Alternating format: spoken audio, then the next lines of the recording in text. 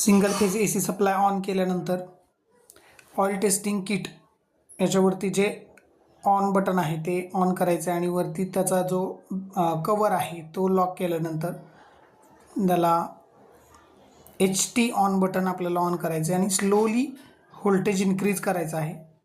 Slowly voltage increase केल्यानंतर एका voltage लेवलला आपल्याला स्पार्क तुम्ही आता ऑब्झर्व केला असेल तर एकदा व्हिडिओ स्लो करून स्पार्क ऑब्झर्व करा.